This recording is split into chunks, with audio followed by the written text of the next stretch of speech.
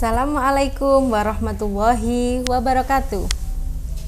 Halo anak-anakku kelas 3 MI Tarbiyatus Syarifah.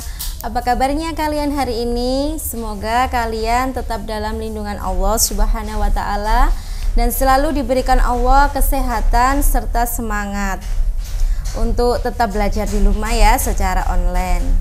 Nah, sebelum pelajaran kita mulai, mari kita baca basmalah terlebih dahulu supaya kita diberikan kelancaran dan ilmu yang kita dapatkan bisa barokah dan bermanfaat.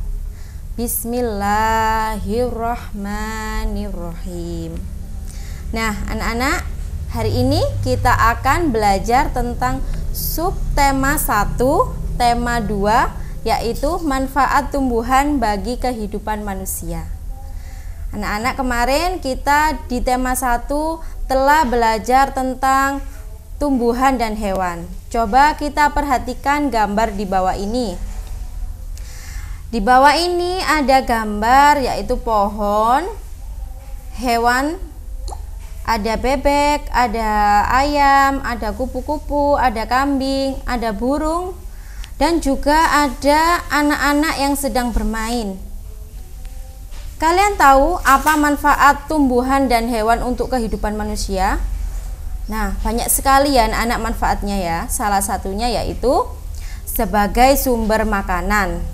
Di sini Bu Fika katakan sebagai sumber makanan karena manusia sumber makanannya berasal dari hewan dan tumbuhan. Nasi yang kita makan setiap hari berasal dari tumbuhan padi. Lauk yang kita konsumsi juga berasal dari hewan. Itu karena itu disebut Bu Fika sebagai sumber makanan.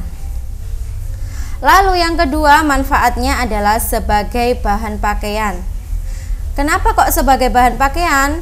Kita tahu sendiri bahwa di situ ada hewan kambing atau domba, biasanya dimanfaatkan kulitnya sebagai pakaian ya. Ada lagi juga hewan kupu-kupu.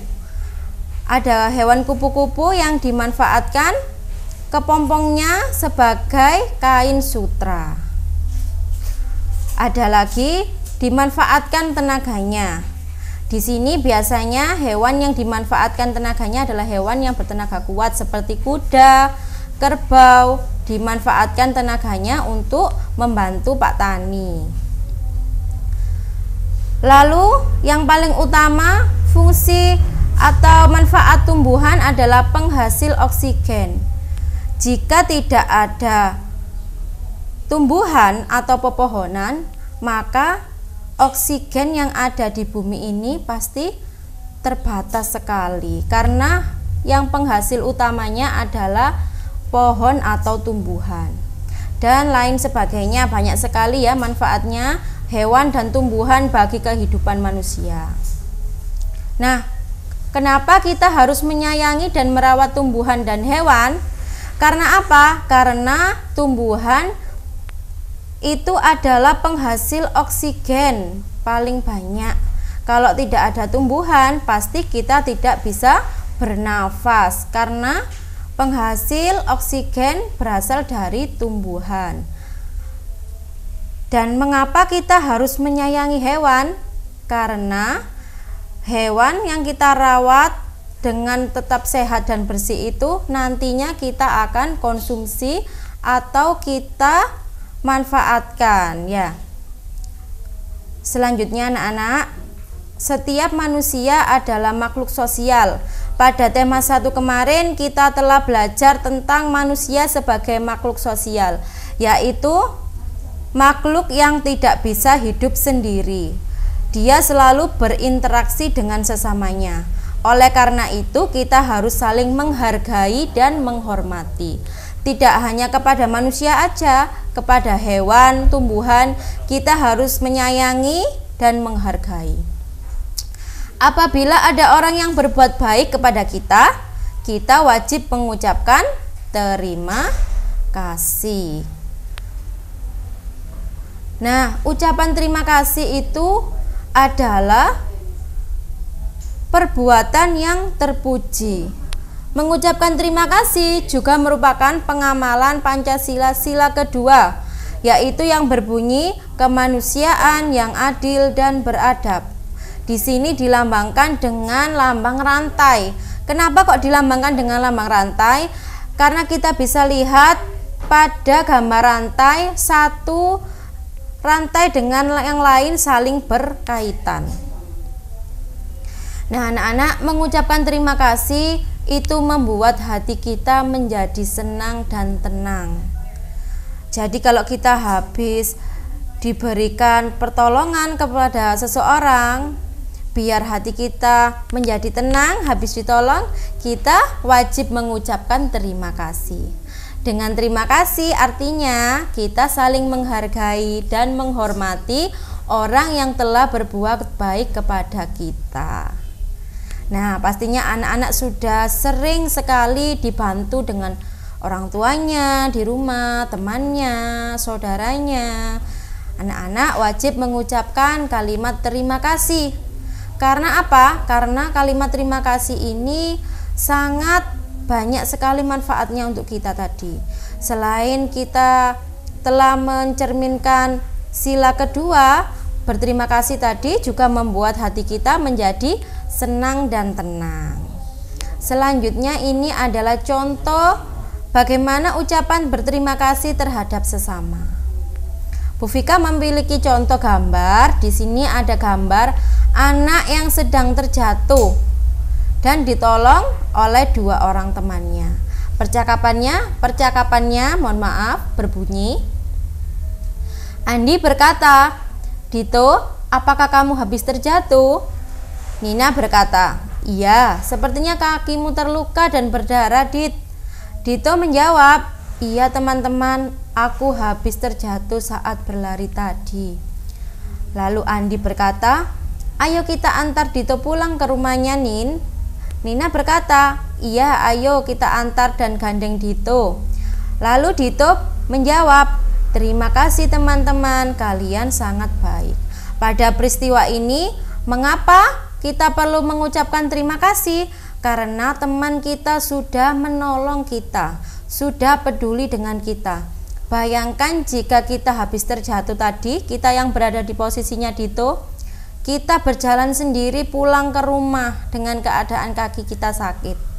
Nah, pastinya nauzubillah min dzalik ya. Pastinya kita sangat sedih karena tidak ada yang menolong. Karena ini sudah ditolong dengan dua orang temannya yang sangat baik, kita wajib mengucapkan terima kasih. Selanjutnya anak-anak, jika ada ucapan terima kasih lagi, ini Bu Vika punya contoh. Ada dua orang anak perempuan, yang satunya habis membeli es krim dan dibagikan kepada temannya. Percakapannya ada di sampingnya. Rina berkata, "Hai Salma, aku baru saja dibelikan mamaku 2 es krim. Wow, sepertinya enak ya. Apakah kamu mau? Ini aku bagi 1 buat kamu." Salma wajib mengucapkan terima kasih terlebih dahulu sebelum menerima barang yang telah diberikan atau es krim yang telah diberikan oleh Rina. Jadi Salma berkata, "Terima kasih Rina, kamu sangat baik sekali." Untuk mengucapkan kalimat pujian anak-anak, kita juga boleh mengucapkannya dengan disanding atau ditambahi dengan kalimat pujian tadi ya. Biar apa? Biar yang telah menolong kita atau yang memberi kita hatinya merasa senang. Kalau teman kita hatinya merasa senang, otomatis kita juga merasa senang. Selanjutnya ada meminta maaf kepada orang lain. Meminta maaf adalah perbuatan yang terpuji. Sama dengan berterima kasih ya. Perbuatan terpuji ini perbuatan yang baik, yang disukai oleh Allah. Sebaliknya, ada perbuatan yang buruk, yaitu perbuatan tercela. Kalau perbuatan terpuji disukai oleh Allah, kalau tercela tidak disukai oleh Allah atau dibenci oleh Allah. Kalau perbuatan terpuji kita mendapat pahala, kalau perbuatan tercela sebaliknya kita mendapat dosa. Anak-anak, meminta maaf merupakan pengamalan sila kedua Pancasila, sama dengan mengucapkan terima kasih. Yaitu meminta maaf harus dilakukan dengan sungguh-sungguh. Kenapa kok harus dengan sungguh-sungguh, Bu? Gak boleh dengan tidak bersungguh-sungguh atau dengan berpura-pura. Tidak boleh. Karena apa? Karena semua amal yang kita lakukan itu akan tercatat oleh malaikat dan akan dilaporkan kepada Allah. Jika kita berbuat salah, maka kita harus meminta maaf secara langsung dengan sungguh-sungguh. Tidak boleh dengan cara berpura-pura. Meminta maaf harus dilakukan dengan hati yang ikhlas dan tanpa paksaan siapapun. Nah, ini ada contoh gambar anak yang sedang meminta maaf.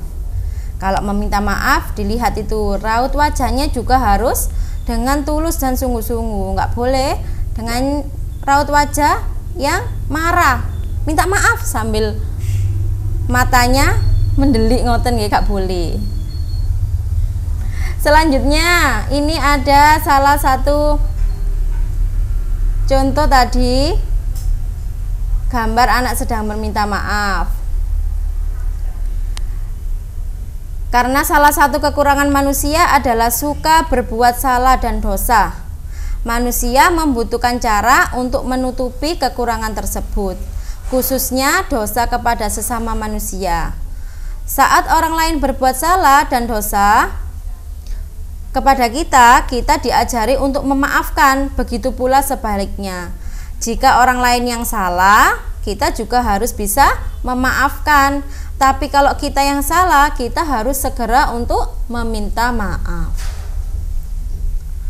Ada contoh perbuatan meminta maaf. Ini Bu Vika mencontohkan ada gambar anak yang sedang mencoret-coret tembok rumahnya dan ayahnya mengingatkan. Di sini percakapannya yaitu yang pertama, ayah, Vino, mengapa kamu mencoret-coret tembok? Vino berkata, aku ingin menggambar, ayah. Ayah bilang, tidak boleh menggambar di tembok, kamu bisa menggambar di kertas ini agar tembok kita tidak kotor.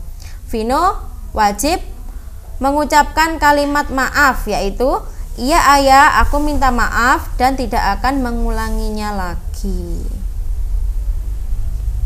Lalu ada mendoakan orang lain. Jika kita telah mengalami kesulitan, pasti kita akan berdoa dan meminta kemudahan kepada Allah. Selain mendoakan diri sendiri, kita juga bisa mendoakan orang lain, anak-anak. Orang lain di sini bisa keluarga kita, bisa teman kita, bisa bapak ibu guru kita, bisa tetangga kita, bisa siapa saja ya yang kita ingin berikan doa. Agar kesulitan orang itu segera diberikan kemudahan dan kita juga akan mendapat pahala dari Allah.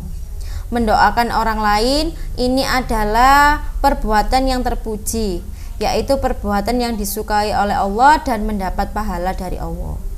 Mendoakan orang lain juga sesuai dengan pengamalan sila pertama dan kedua Pancasila. Ini ada contoh perbuatan mendoakan orang lain, anak-anak.